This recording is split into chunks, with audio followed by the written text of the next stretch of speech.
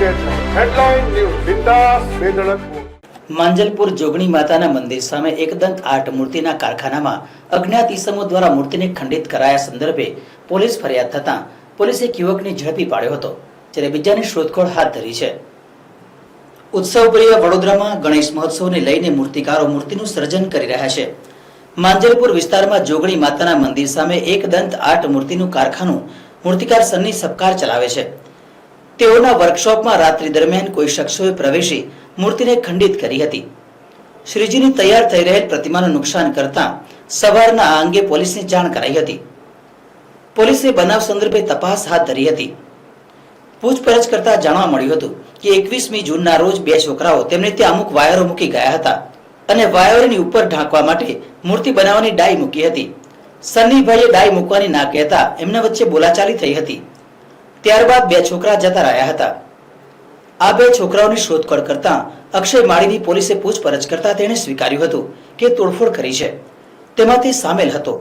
તેની સાથે ધવલ ઠાકોર નામનો વ્યક્તિ હોવાથી તેની શોધખોળ થઈ રહી છે. બંને ઇસમોએ મૂકેલા વાયર પણ પોલીસને મળ્યા છે. તે વાયરો પણ ચોરીના હોય તેવું જણાતા પ્રાથમિક દ્રષ્ટિએ આ બંને સામે કાર્યવાહી કરી છે અને ક્યાંથી ચોરીને લાવ્યા હતા તેની તપાસ ચાલુ કરી છે. પોલીસ અધિકારીએ વધુમાં જણાવ્યું હતું કે સુરક્ષાના ભાગરૂપે જે પણ જગ્યાએ મૂર્તિ બનાવાતી હોય તેની પોલીસને જાણ કરાય. ત્યાં એક વ્યક્તિ હાજર રહે જેથી આવા બનાવ બને નહીં. સીસીટીવી કેમેરા લગાવી શકાય તો લગાવાય. લાઇટની વ્યવસ્થા કરાય. ભાડા કરાર સહિતની વ્યવસ્થા રાખે અને પોલીસે જાણ કરે તે જરૂરી છે. ગઈકાલે આપણને 100 નંબર વર્દી આવેલી કે એક સન્ની સુરેશભાઈ સપકાળ નામના વ્યક્તિ છે. એમણે 100 નંબર પર જાણ કરેલી કે એમણે અવધૂત ફાટક પાસે ખુલ્લા ગ્રાઉન્ડમાં મૂર્તિ બનાવવાનું કામ કરે છે. ત્યાં એમની જે મૂર્તિ બનાવવાની જે શોપ છે ત્યાં અમુક લોકોએ નાની મોટી તોડફોડ કરેલી છે અને એટલા માટે પછી ત્યાં પોલીસ પહોંચી તપાસ કરી તો પૂછપરછ કરતાં જાણવા મળેલું કે ગત 21 તારીખે 21 જૂનના રોજ બે છોકરાઓ એ એમની ત્યાં અમુક વાયરો મૂકી ગયેલા અને વાયરો ઉપર ઢાંકવા માટે એમની જે મૂર્તિ બનાવવાની ડાઈ હોય એ મૂકેલી અને એ એમને ડાઈ મૂકવાનું ના કહેતા એમની વચ્ચે બોલાચાલી થયેલી અને ત્યારબાદ એ બે છોકરાઓ ત્યાંથી જતા રહેલા. એટલે એ બે છોકરાઓની શોધખોળ કરતાં એક જે છે અક્ષય ભાઈલાલભાઈ માળી એને પોલીસે એની પૂછપરછ કરતાં એણે સ્વીકારેલું છે કે આ જે નાની મોટી તોડફોડ કરી છે એમાં એ વ્યક્તિ હતો અને એની સાથે ધવલ ઠાકોર એ બે નામના વ્યક્તિઓ છે. ધવલ ઠાકોરની હાલ પોલીસ શોધખોળ કરી રહી છે અને એક નોન કોગ્નિઝેબલ ફરિયાદ લીધી છે BNS કલમ 324 અને 54 મુજબ.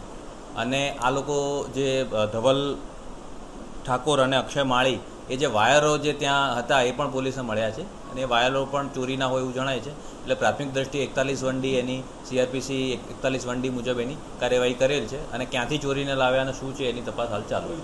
એવા કોઈ છે નહીં. 18 વર્ષની ઉંમર છે એની.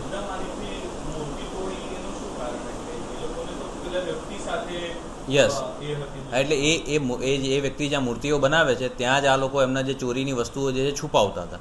એટલે ચોરીની વસ્તુ છુપાવવામાં આ વ્યક્તિ જે છે એ અડચણરૂપ થતો હતો. એટલા માટે એમને 21 જૂને બોલાચાલી થઈ અને બોલાચાલીની અદાવત રાખીને આ ગઈકાલે રાત્રે એના આગલા દિવસે 12 વાગ્યા સુધી એ લોકો શોપ પર હાજર હતા. એ પછી સવારે 7 વાગે આવ્યા ત્યારે આ તોડફોડ એમને જોઈ. હા, એ પ્રાથમિક દ્રષ્ટિએ આપણને એવું જણાય છે ચોરીનું હોય એવું, પણ કઈ જગ્યાએથી કેટલું ચોરીને લાવ્યા છે, અગાઉ ચોરી કરતા હતા કે નહીં, એ બધું હાલ આપણે તપાસનું ચાલુ છે. હવે આ વ્યક્તિ જે છે એ અગાઉ ગયા વર્ષે નવલખીમાં મૂર્તિ બનાવતા હતા. આ વર્ષે અહીંયા બનાવે છે.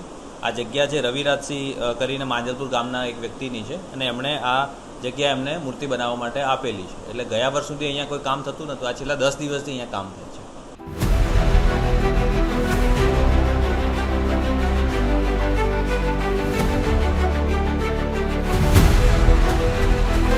हर समस्या की हेडलाइन न्यूज बिंदास बेधड़क